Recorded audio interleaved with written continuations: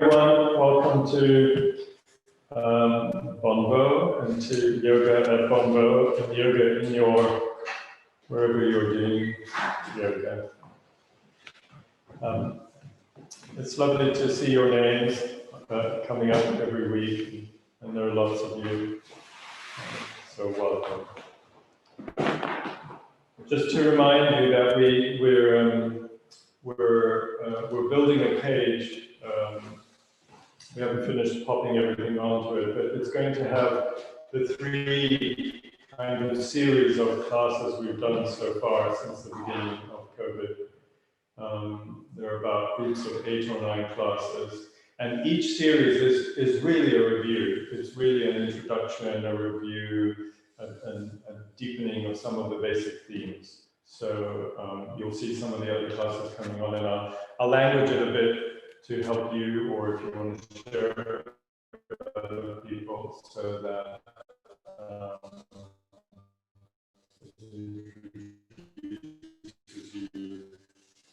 and I hope it's helpful.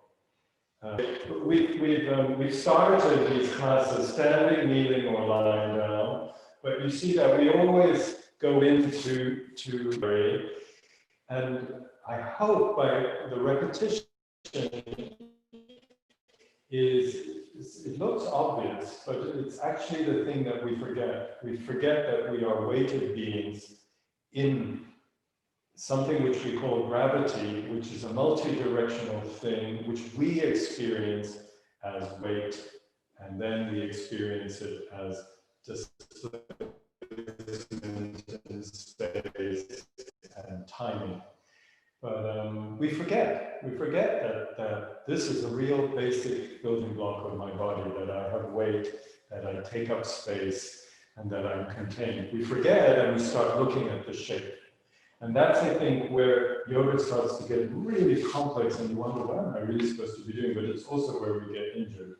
So we come back to the things that we can sense, and over time we language and be surprised by it. And then that opens out into a movement which we're making in gravity and space and time. But it's always more through sensing than through looking at shape. So even when I demonstrate or I point out something in the room, or you're looking in the mirror, the shape is okay, but you want to be able to translate that into something that is much nearer to you, that where there is a nearness, where you're not just looking at yourself, you're actually being surprised by the nearness and the richness of what your dialogue with your whole lying down on our backs today.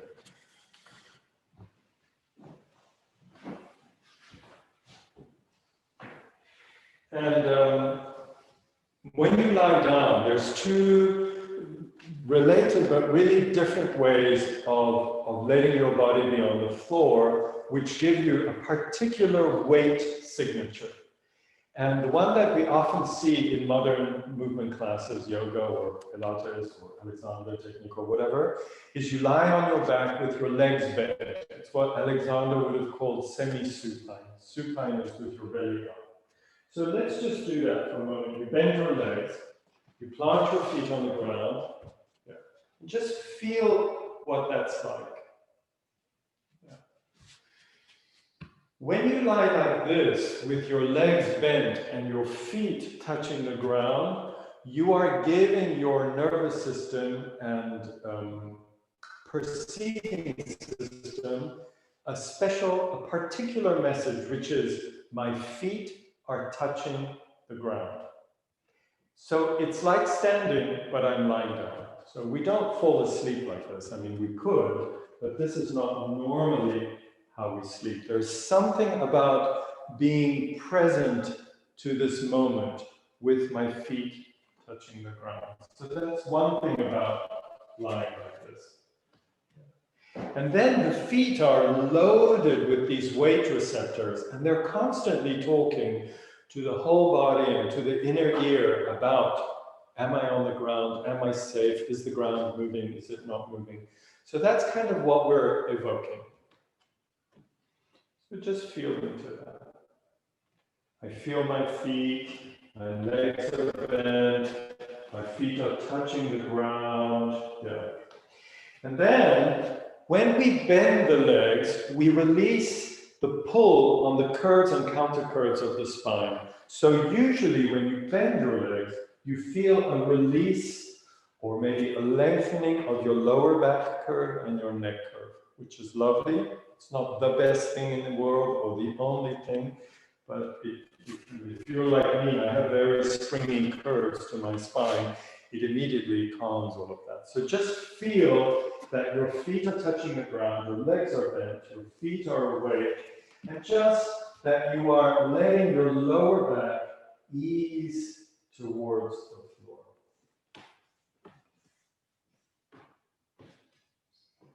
And then we just let the head wobble a little bit from side to side.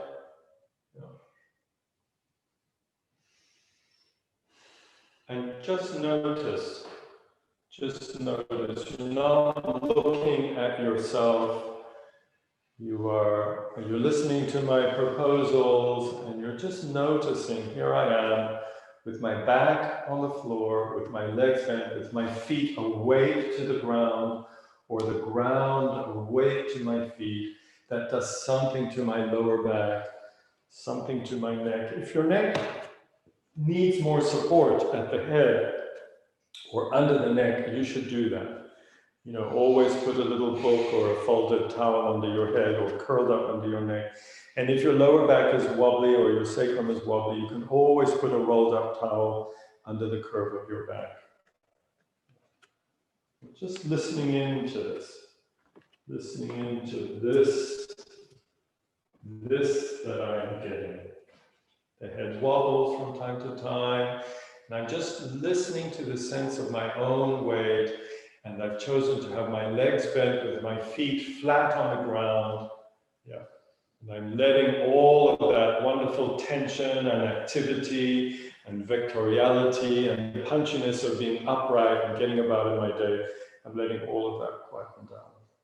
And I may notice, I usually notice that my back softens, my neck softens. If you have a very long, flat lower back, it's different. You may just, your back may be touching the floor and it's something you know, or it could even be uncomfortable.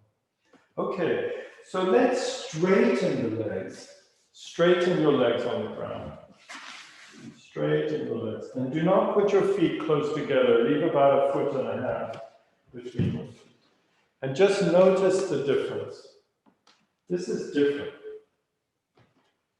My feet, full of their pressure receptors, are no longer touching the ground. So I'm no longer standing here. It's a different feeling. My feet are now open. It's like they're looking out at the horizon. They're floating, dreaming. And you will notice that it puts a different kind of dynamic into the curves of your back. You may feel that your lower back is more zingy or curvy, or that your torso, but your thoracic cage or rib cage is more rounded. And unfortunately, we've gotten used to labeling that as bad. You know, curviness bad. Your back should be flat on the floor. What I would like to propose is that that's really not helpful, because it's putting an idea on top of you actually finding out about something that is yours.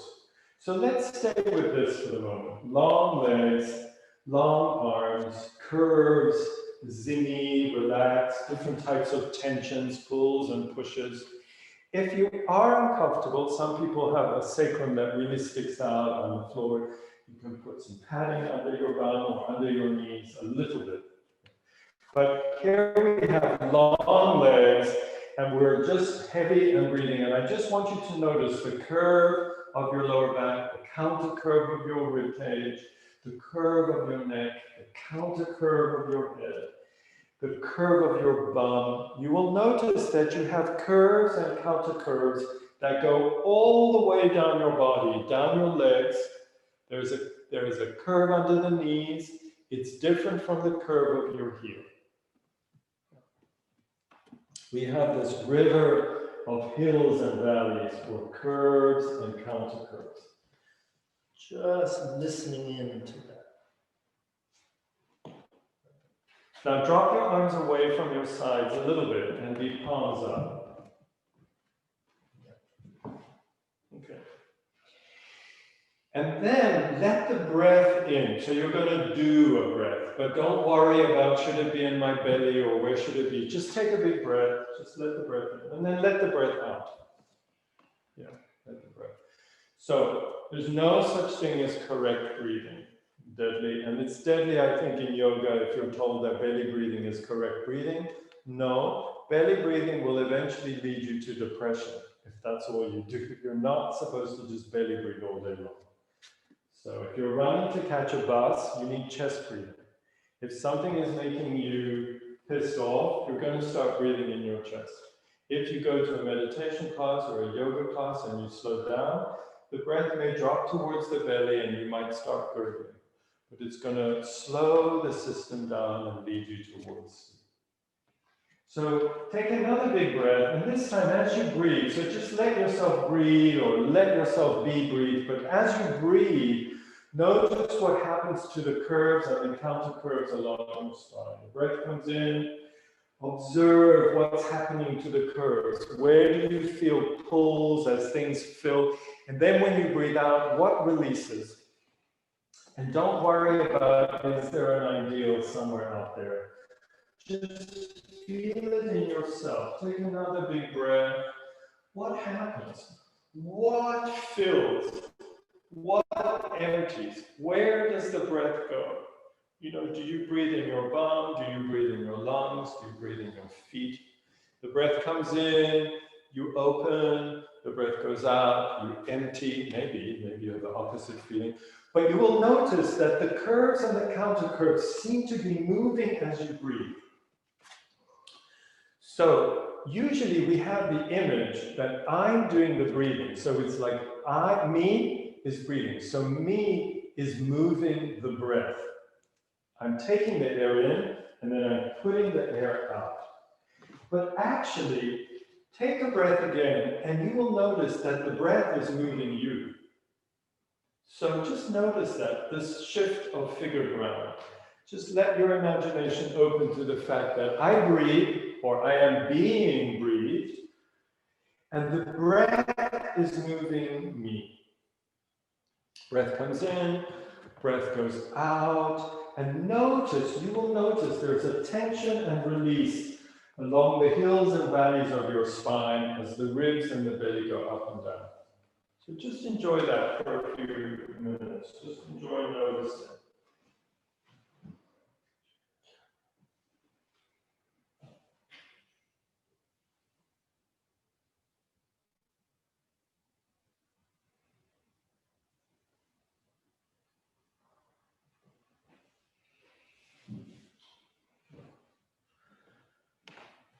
Try to be attracted to what's moving. Don't think and don't worry, and it doesn't need to be cosmic. Just making friends, being very near to your own body through the sense of your own weight, noticing that all day long you can work it out for yourself how many breaths you take.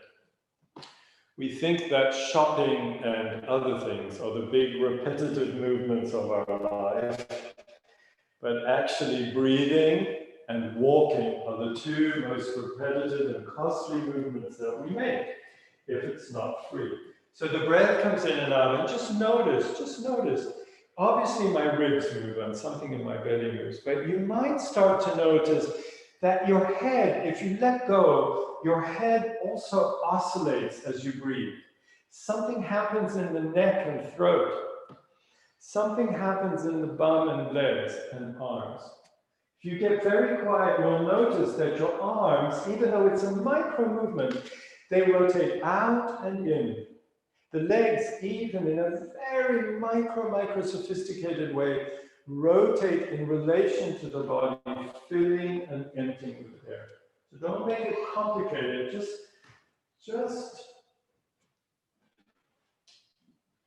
let yourself in and let yourself notice.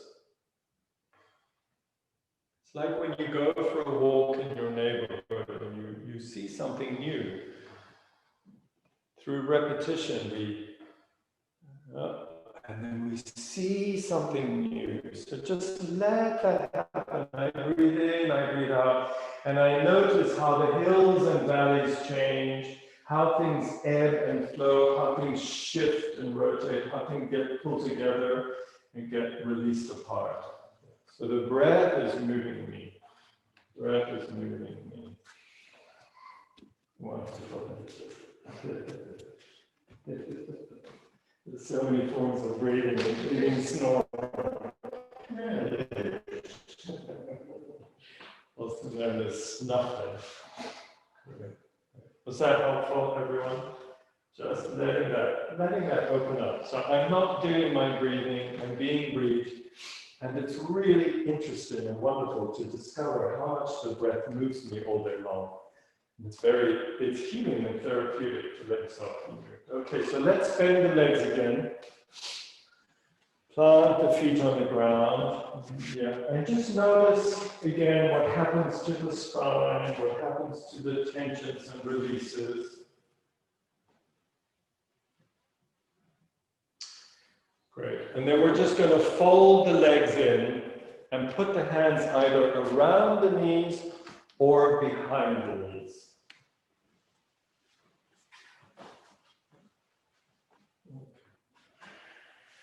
And this is a really wonderful third way of approaching lying on your back. This releases completely the pull of the legs on the spine, and you can feel that. You can play with how much your back goes into the floor. By pulling a bit more or pulling a bit less, by holding your legs together or releasing and letting your legs be a little bit apart. How much your back? That's good that you're doing that. And again, notice the breath.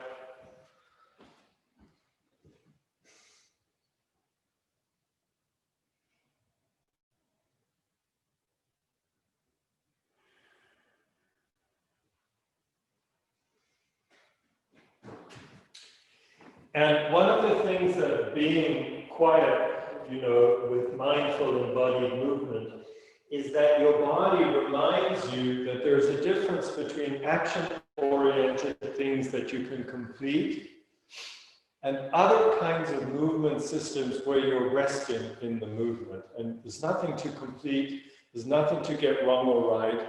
It's like you're on an inflatable boat in a river, and the river's kind of holding you. So we need to know when we complete a movement, like, did I actually get on the bus? But other times it's a different space, and often it causes anxiety in the left brain because it's a right brainy kind of resty creative space. But in our busy appointmenty kind of world, it's a good thing. That's a little bit what we're doing here, just hanging out. Now we're going to let the left leg lengthen along the ground. The right leg, you're going to continue to hold it with your hands, but you don't want to pull the bent leg too strongly. You want to bend and support it, but you want to release it enough so that the feeling is that the left leg can let go. Can you feel that? And can let go into length. Yeah. And you want to feel that you've got both, that you've got this longy, rivery leg. Yeah, how's that? And that it's letting go into length. So I've got my hand on Henriette's leg and belly, but you can do the same. Just by touching, you can touch your belly, where the deep flexors climb up the front of your lumbars, or you could touch your thigh muscle, which is, a powerful flexor that sometimes just doesn't know how to turn off. So yeah, that's it. But the trick is to let both happen, to let yourself have a bendy leg and a longy leg, a waterfall leg, which is the bendy one, and a rivery leg, which is the long river. and the breath. And then we're going to make just little side-to-side movements or little wobbles with the bent leg. With the bent leg. Yeah. Yeah.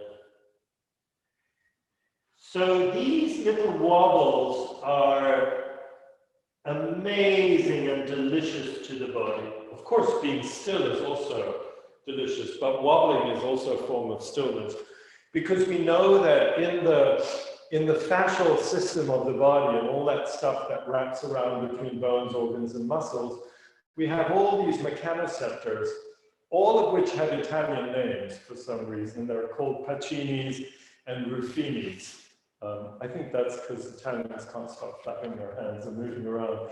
But those receptors are there to catch rocking, joggling, jostling, gliding, sliding. And when they do, that is like pure, delicious nutrient to the body, because movement and life are the same thing. So all these little movements actually increase our reading and mapping of the millions and millions of words for stillness. There are millions of blossoms of stillness that come out of the great stillness. And I think this is a wonderful and very helpful image. So little, you can make little circles with the leg. And for example, when your back is up, then you can eventually move. And you're doing something like this, you know. What you're doing is you're moving away from, oh my God, that was so painful, will it happen again? And these little movements start to remap, you know, and remind you that you're getting better and better at not being totally terrified and frozen. You see these little joggles or slides or bounces, all that kind of stuff. Yeah. And let's just make a sound. So there's someone just bouncing on your belly. And it's a pure delight. Yeah, beautiful. And the leg is moving, or then you're still, the other leg is getting long. The head might wobble. And then we place the bent leg foot on the ground. Yeah, change legs. Notice your sense of weight, notice the breathing. And again,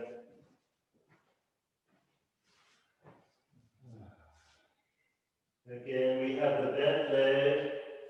We have the bent leg, which we're holding. And then we have the long leg, which we're just allowing to release to the floor. Noticing, noticing, noticing.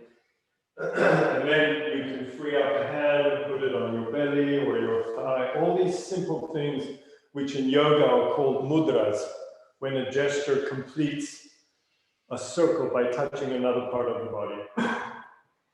And then, that's it. And then, so then you've found the best way today to let the long leg be long and the bent leg be folded and soft, and the two legs be listening to each other, which is a great miracle when we stand and walk and run, that these two legs, which are part of a system, do completely different things.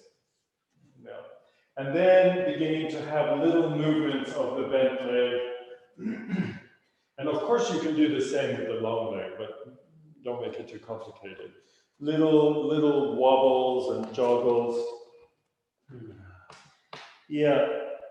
So your tendency, which we saw, you know, when you stand, is to turn out and get pulled that way, you know, which is fine. So you can relax into that. But it's quite nice for your body when you do like that and you start to pull it across.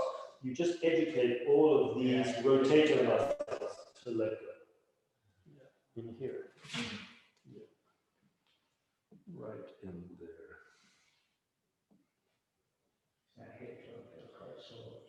the hip joints. And little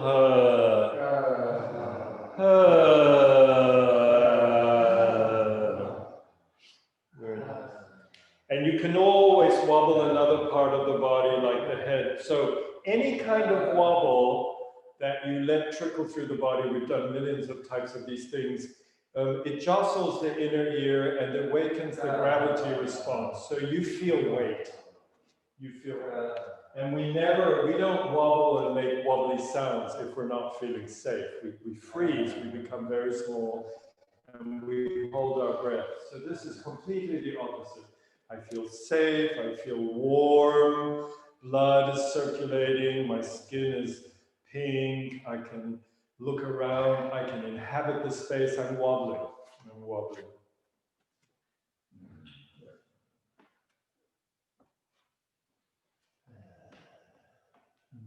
This could be really interesting to do at job interviews or board meetings. Yeah. That's it. And noticing that these two legs are being given the space, one to fold and one to lengthen. Great, and then we're going to put the foot on the ground, we're going to bend the other leg. So both legs are bent. Still comfortable in your back. Both legs are bent. Both legs are bent. Let's just let the head wobble. We're going to just let both arms go up. Yeah. And very fast, we've done this very, very slow, but it's up to you. You can start by being tense in the shoulders, drop your arms, or you can let the arms go up from the fingertips. So the shoulders are the last thing to know what's going on. It's like the fingertips, take the finger, take the forearm, take the upper arm, and then the arm is up. And you discover that actually your shoulder blades are heavy. Yeah, that's it. That's it. And then let it fall. And when we fall, let it fall through the elbow. So somewhere between throwing and carrying is just a fall. And again, the fingertips go up, the whole arm goes up. This is great for you, because what happens is you let go of moving the upper body through bracing across the shoulders, which is most of us do that. It goes into the top two ribs, and that we do that every time before we look, before we speak, before we shake hands. And it's really not necessary. It's really not, and it interferes with expression. We give the wrong facial expressions because of the nervous pathway that's involved in this. So, and let the arms go. So that was beautiful. The fingers go up. They take everything. You can do it very fast, or that's it. And the shoulders discover way, way too late that they're off to the moon. Yeah, and the head is heavy. You haven't tensed in the jaw or the tongue, and let the arms drop again. And if you have persistent lower back problems, you can be sure that your upper back and shoulders are doing something also weird, which is called not moving enough, usually. And so again, just let your arms float up. The big part of recovering from this epidemic of wobbly backs is, discovering that the upper body, neck, arms need to find a new kind of freedom and stability. Arms float and let them go.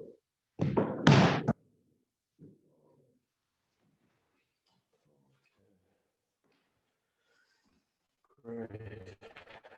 So when you're ready, come around to the left or the right side, lie there for a moment, and then slowly make your way to standing.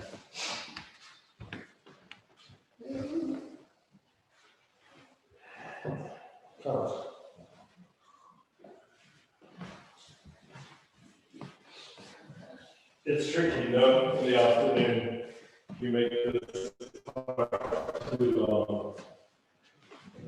It's tricky in the morning. Not as tricky as getting up in the morning.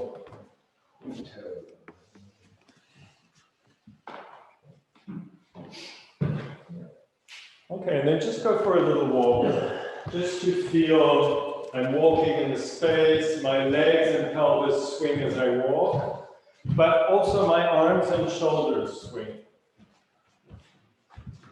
So if you walk, your arms will swing alternating and alternating with the legs. So usually it's opposite arm and leg, when you walk without. Just let yourself be propelled in the room a little bit. Toes propelling you, arms and legs swinging, change directions.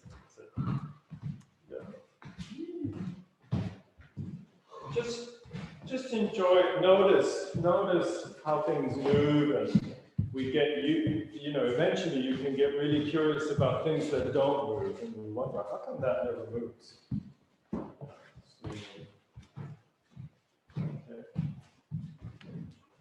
Okay, and then just come back to your yoga mat.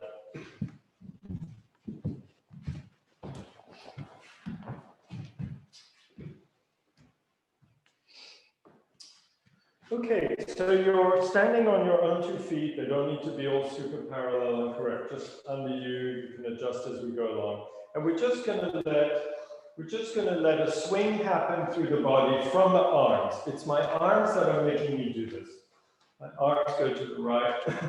And also in your own homes, have a look. You don't want it to be muscular like this. This is muscular. You want it to be more ligamentous tenderness. It's just swingy. There's a coil and then a recoil. A coil and then a recoil. And right now, that looks beautiful. You're driving with your arms. So it's your arms that are making you do this. Arms, shoulders, thumb. Yeah. Like how there's background, there's chairs on chair. That's right. And the head is following. Great. And then just let it be still. Let it be still. So try to let the same spirally movement happen through your feet. On your feet. Almost. You did that more from your pelvis. But yeah, so we have ankles that bend the leg this way. Have a look. They bend this way. But underneath this ankle, we have an ankle that bends the foot this way. It's the lower ankle. Yeah. So if you let your feet tip, you will see that your body starts to swivel. You see that? That's it. And eventually it travels all the way up. Do you feel? Yeah. So it starts to get the foot. Yeah, but that's what I wanted to point out, is that this rotation and counter-rotation on all vertical human beings comes from below and from above. It can come from arms and shoulders or feet and pelvis. Yeah, do you see? And if you block it and you don't let yourself do that and you try to swing your arms, it doesn't go very far if you block your ankles. But let's do everything now. Let your arms rock you and let your feet really rock onto their sides. Yes, that's great. That's a great way of talking to your lower back. And feet, so feet can drive arms, arms can drive feet, and the head, which is outside of the shoulder, pelvis, arm, leg system, can choose to follow. So your head follows. Luke, your head's not following. So your head follows. Now notice when the head follows, notice as you get to the end of the rotation, notice everyone looks down and there is a kind of shortening. It's like we shorten on ourselves. Now slowly keep doing what you're doing, but start to look ahead at something. Find something to look at and look straight ahead. So that's it. So you're swiveling, but your head is now coming out of the jungle. Do you feel? And now what I see, look at Henriette, she's getting long. Can you feel the difference? So when your head is looking at, look at my finger. Yeah. You start to lengthen out of your spine as you rotate. Let go of looking at the object and look around, let the head follow the body. Yeah. Do you feel the difference? It's wonderful. They're both wonderful movements. Yeah. Yeah, but this is what the head gives us. It gives us this wing out of the body, I think.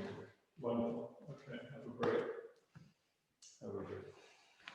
Yeah, so in the classes we've done a lot of front bending and back bending and less of rotation, but I just want to look at the kind of second yoga pose that there is really, which is the poses of standing and walking, what in yoga are called Tadasana and Trikonasana. Tad being mountain, so that's the pose of the mountain, this.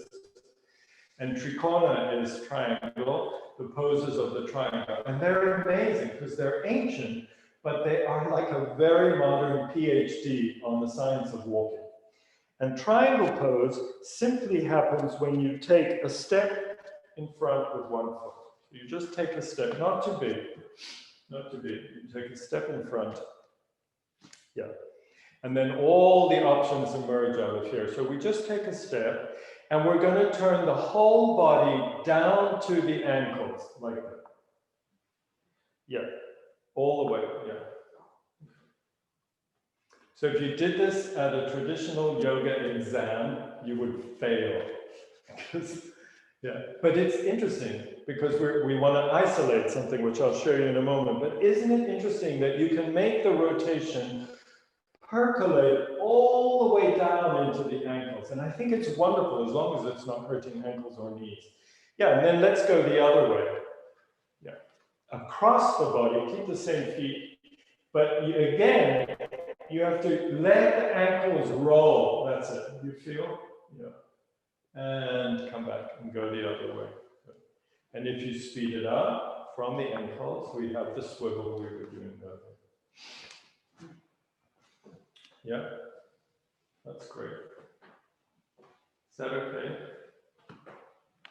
So this is good to do because if you only do, for example, with you, this is what happens is one of the legs really turns and turns. And then what happens is you don't actually ever make a very nice movement in the middle back, which we want. So that's why in yoga, of course you can do this one and you can swivel and do whatever you want. But now let's do a similar thing, but we don't let the feet rotate. So the feet stay steady. The pelvis stays steady over the feet. Okay? And that's the bottom triangle. The bottom triangle is from the belly button out to the feet. And it stays stable. It's like the Italian caffettiera, the base of the coffee machine. I think you put one in my desk. Yeah, it's the base where you put the water. And then you put the espresso, the really good illy espresso, in the middle bit, and that's where the yoga pose happens. So the base stays still, but we want to get the middle bit of the body waking up. And that's, so watch me, if my feet and pelvis go with, my middle body did nothing, because it's part of a big turn. But if my feet and my pelvis remain the stable triangle, and my upper body turns, what happens? I have a big rotation and counter rotation in the belly. So if my ribs, my breasts, my chest bone, my shoulders, and my arms turn towards my back leg, you see, that's it. You see your legs were turning and then you stop it. Yeah. That's, yeah, I can feel it over here. yeah, and if the more you do that, you'll discover that this leg doesn't need to be so turned out. So look, yeah. Then I fall over. Take your, no, that's too close now. Kind of come in a bit, bring your foot in. Now bring your heel out a bit. Yes, that's it. So from feet to pelvis, you're steady. And from ribs up, you're rotating the body. That's it. See, that looks amazing. And then you can counter-rotate, what Henriette's doing. So that's triangle pose and reverse triangle pose. Yeah. And when you have the pain, you stop all of that and you put a belt, right? Which is fine, but this is really what we're looking for, to be able to come back and go, oh, I can breathe and move. Yeah. Yeah, beautiful. Is that clear? Is that clear? And you can see if you do the other one where your whole foot turns, you know, nothing moved. Everything just turned like one big plank. But when the base is there, and then the upper part where the espresso gurgles up turns, then you get a, and I can see it on t-shirts. You see her t-shirt? It's getting all wrapped around. That's what these muscles do. In fact, we have muscles that are exactly like that, like that. So we have these diagonal muscles that are a big part of this movement. Yeah. And you and David have a similar thing with the back leg. It's still creeping around, and it's a pity because the movement is good, but it could stay there more now. Yes. Feel that? That's wonderful. That's wonderful. That looks good. Okay, everyone okay? So what did we say? We said, well, the feet could go, but then I'm just a plank that's turning, which is nice for my ankles, might bother my knees, but it's doing nothing here. And it doesn't highlight your blind spot, which is that we either stand like this, or we stand like that. And I mean, I'm like you, and then it gets moved. So we make a base, and then we turn the upper base. Now, the other thing is, for human beings, is we get upright and we don't realize how much our face and our sensorial system and our arms is actually lifting the upper body off the organs and the pelvis. Because mostly we've lost it, you know, and we're like that. And then at the computer, in the car, on the sofa, you know, we have the upper body and the lower body are so sitting on each other, it's bad for breath and digestion and all those undiagnosable problems that you get at the bottom. So it's wonderful in triangle pose because you make the base, and then without making it complicated, the base stays steady, like we did in lying, because the feet are touching the ground, and they're saying, I'm here. And the feet have a direct connection to the pelvic floor. So that's easy to do. I'm steady. And then I lift my arms, and my arms lift me, and I look out at the horizon, and the horizon is full of the beloved looking back. So we get lifted. And that's the secret of this yoga pose, but that's the secret of yoga, that something is always grounding you and therefore revealing the wings, or something is giving you wings and therefore revealing the roots. You don't have to get it right. You just need to understand the basic vocabulary of vertical people, you know, that we have to be on the ground. That's it. And then, so I lift my arms and I do triangle pose or reverse triangle pose. Yeah.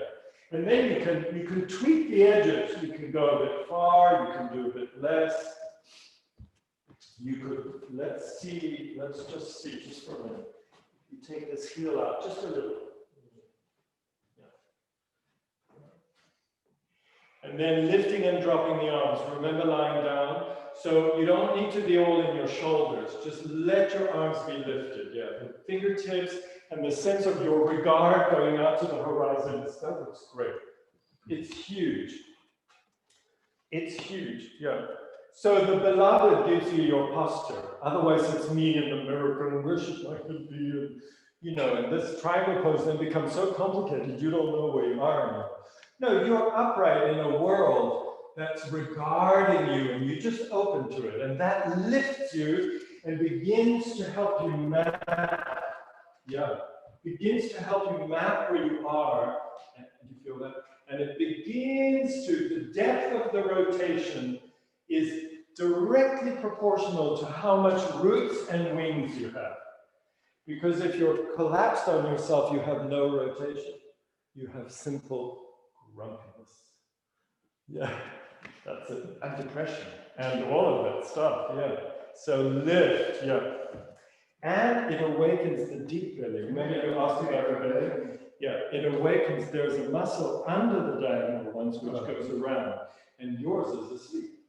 But and it's not that you should suck it in and do the six-pack thingy. It's just that it wakes up. Yeah, wakes up. Nice. Yeah, how is that? I was going to fall. Yeah, drop it. Is that okay? So then the variations are that you can make the step bigger and bigger. We won't do that right now, immediately, but the bigger you make it, the more the foot turns out, and different schools have different styles, but it doesn't matter. You just decide. You can play big or small. You can play big or small. When the leg is smaller, I think you feel the base better. when the stance gets bigger, it's more complicated because hips have to turn. It's wonderful. Okay, but what I would like to do is the second step in the triangle poses. I'm not going too fast, am I? Is that okay? The second step in the triangle poses is that you can bend the knee. And at this moment, I just want to highlight that the variations, it's very intelligent.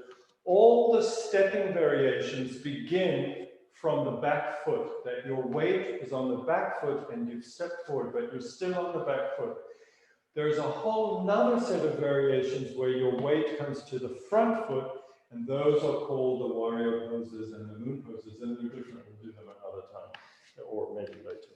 But so we're going to take a step, and we're going to let the front knee bend. That's the variation in triangle pose. But of course, it brings your weight forward. Can you feel? So you need to actively stay back. So you take the step, and then you need to actively go back with that hip. Yeah, so that you're kind of back. Yeah, you'll get it in a moment when we bend. Then you bend the knee and play. If you let yourself go forward, it's like on your marks, get set, go. But that's not what we're doing. You kind of push back. So it's like you're pushing. Do you see my hip?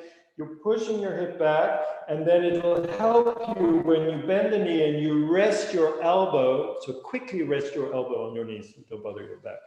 The leg is bent, and you're resting your elbow on your knee. Watch me. And of course, again, you could creep forward, which you don't want to do. Or you could really sink back into that leg. And you will notice it lengthens your spine. And look, that's much more weight. So you come back, so you have that. Yeah. And you want to really rest on the knee. No, you were fine. No, yeah. Rest elbow on knee, reach back into the hip, and then your spine will, this looks great. This looks great. Because you're really resting. So I can see that your spines are long. What are we doing with our back leg? Is it straight, bent? Does it matter? Straight. Straight. For now. Yeah, that's good. Is that okay?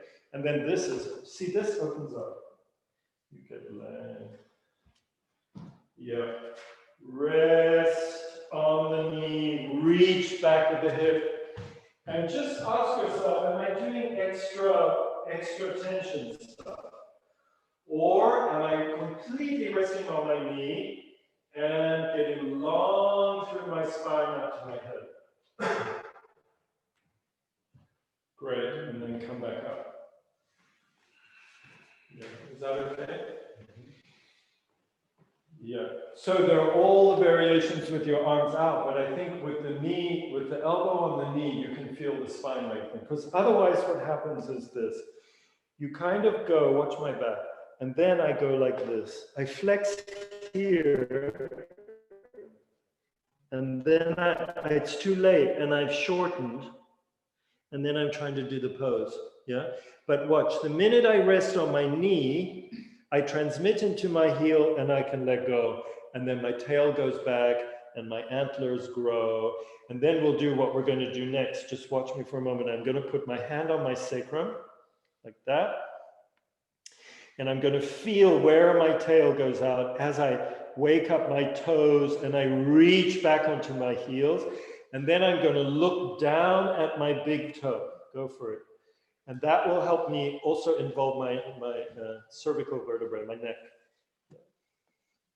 And I'm just playing with the tail waking up that I'm touching, the head growing its antlers and looking down at the big toe. And I'm letting myself map where my spine is. You could, I'll go slowly, but you could, now stay, don't do anything different except reach back and reach forward. You feel, as opposed to just going forward. Tight, very tight there. Yeah. That's just your simpleness. It's getting worse all the time.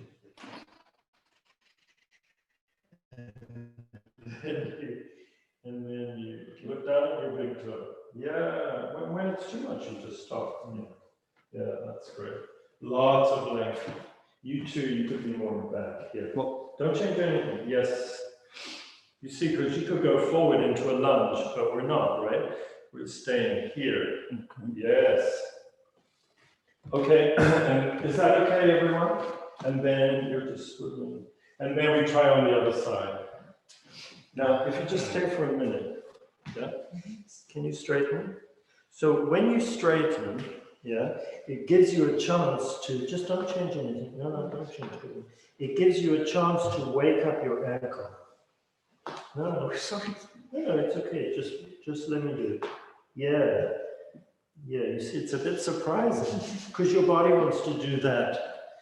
So that's it. There. There. And now I'm going to bring you back, but you stay there. You see, I'm pulling you back. Yes, I feel it here. Yeah, that's the thing. You're going to wake up here, here, and here. Yes. Whereas when you bend your leg, bend it, you don't do any work. It's different. It's more like lying on your back with your legs bent. So you want to really be here. And then, yeah, and it's disturbing because it's new, but that's very good. You see? Wow. We're doing a duet. Yeah. You are doing it different. Well, it's quite different, isn't it?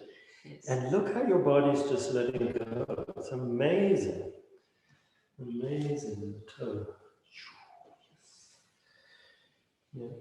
So going too much that way and bending is okay, but it's more like having a rest. And then that looks amazing. I think you got it, right? Yeah. Yeah, so let's try on the other side. How was that, Mike? I'm not sure. Feels good. Your multi trousers, I think you're doing a bit what Henriette's doing. No, just stay there. No. No, you can turn out a little, yeah. But I'm straightening the leg and I'm pulling you back. Yes, you feel?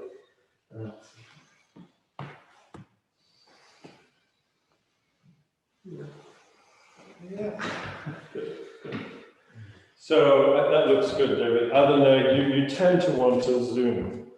What do you mean zoom? What, go forward? Yeah, it's okay. But I can't really sort of. And I feel my back is arching when I. no, it's not. And relax your toes. Just let your foot. Yeah, look. You just feel what we're doing. Just feel. You feel that? That's amazing. Okay. And you see, it wakes that up. Yeah. That's good. Just stay there. Yes. And then that just goes up.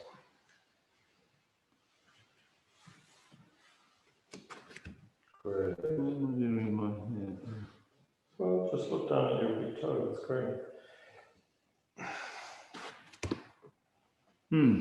Yeah. Okay, and then coming undone. Just go for a little walk. Let your legs and arms swing. Look out the window. Feel where you are.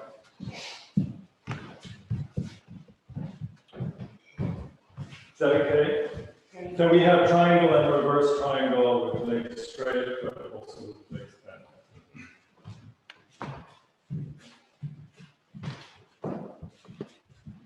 So, John, you can see if you want to do the next one. So you have to wherever you feel you are for that. So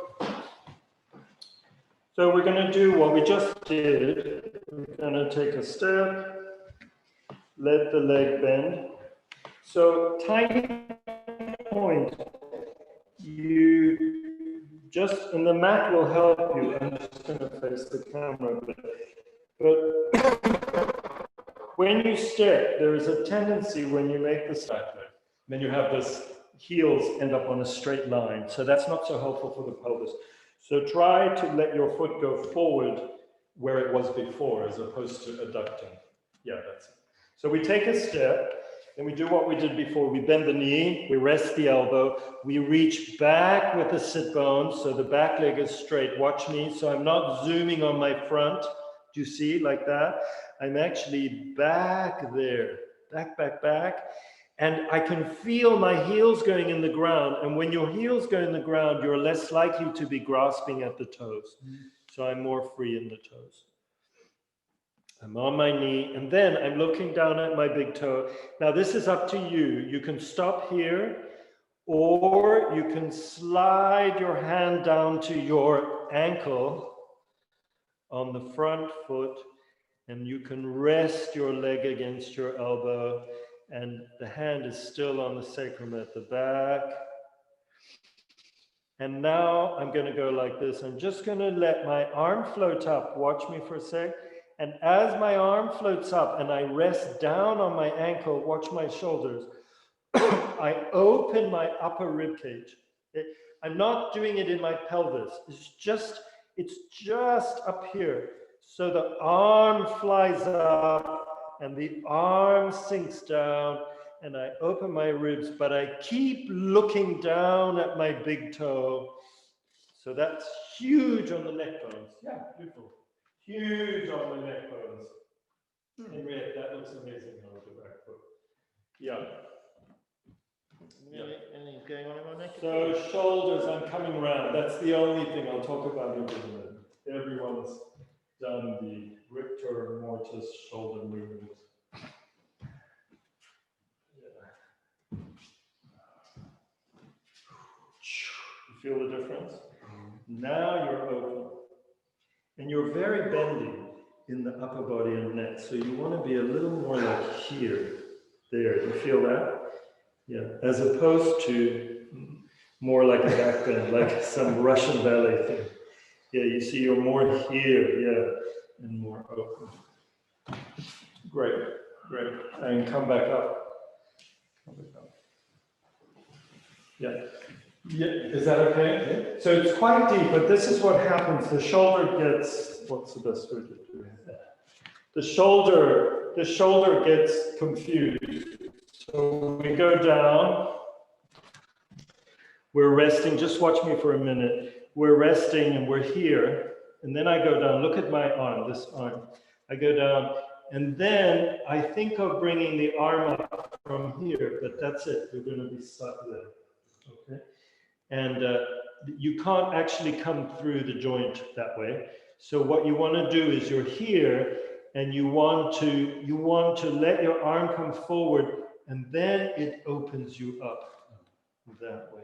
So then you're very free.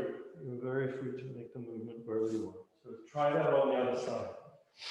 Huge step. Bigger. Elbow on knee. Reach back. That's why it's nice to touch your bum, your sacrum. Reach back into that back hip more, Mike. Yes. Reach back. And then you've got head and tail and antlers. And then you can stop here, or if you want to go a little bit lower, you reach down to your ankle with your hand. That's it, David. So you're down as far as you want to go.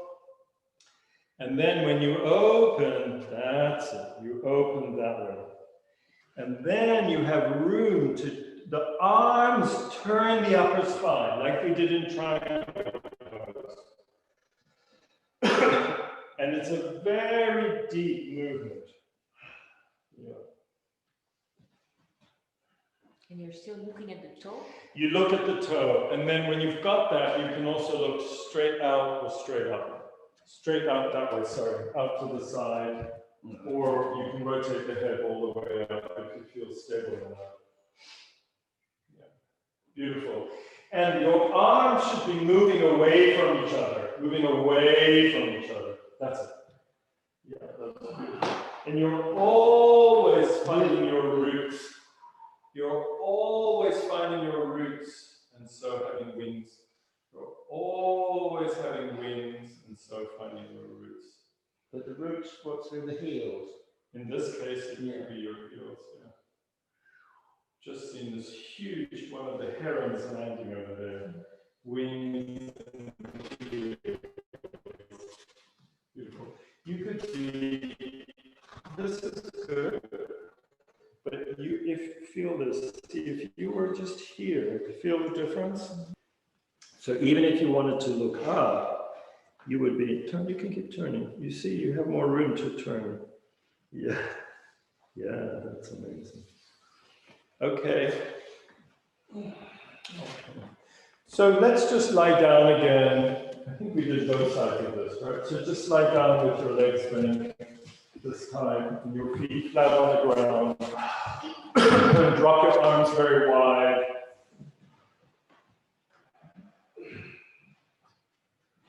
And just be near to yourself.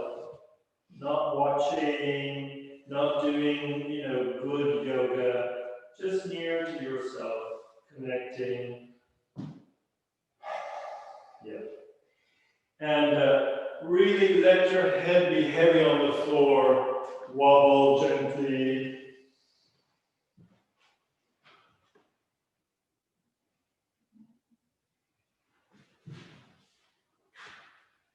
Wobble the legs a little. We'll close in a minute. Slow wobble of the head, little wobbles of the leg. And then just let yourself be still. Yeah. Let the arms float up and fall to the ground one time.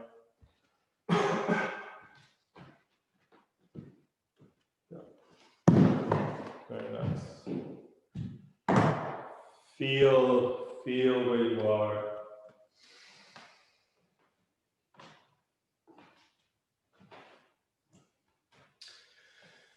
So thank you, everyone. And we'll come back to the other big theme we've been playing with, which is head and tail, periphery and axis, and we've been looking at front bends and back bends.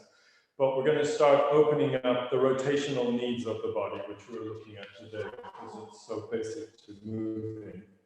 And we'll move around and, we can start to look at sitting poses and things that are extensions of these essential things.